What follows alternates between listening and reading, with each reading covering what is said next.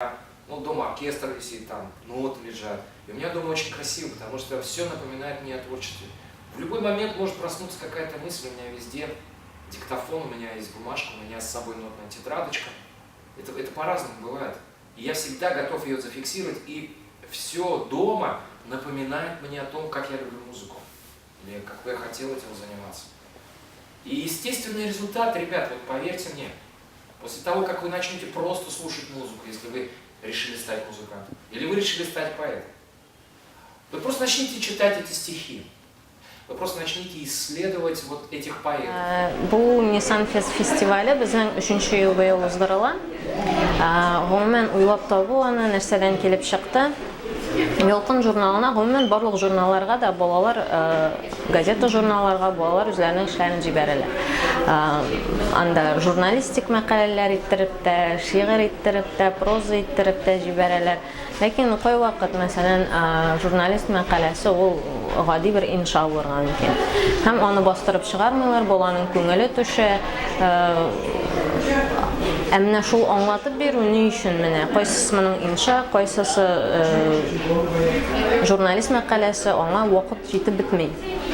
Күпчелек очракта. Һәм менә шушы мастер-классларны без уйлап чыгардык. Нәкъ менә шуның өчен шушы үзләренең эшләрен җибәрә торган балаларны җыеп, аларга шундый дәресләр оештыру, журналистлардан аерым дәресләр, гомумән нинди булырга тиеш ул мәкалә, яисә сюжет нинди булырга тиеш, төшергәндә шуны аңлатып, алар белән эшләп карап, бераз практика ясап шундый әйберләр оештырырга. Аннан соң шигырь ничек язылырга тиеш, аның нинди язылу серләре бар, нинди җайлы яклары бар, нинди темалар күтәрергә мөмкин, ничегрәк итеп язарга.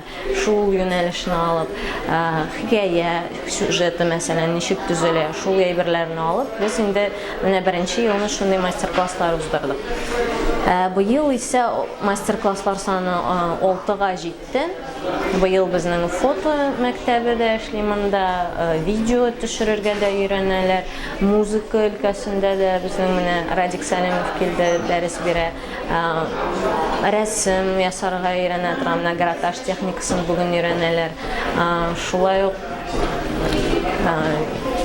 һәм әдәбият, әдәби иҗат безнең бар, журналистика бар бүгенге Nisan Fest'та.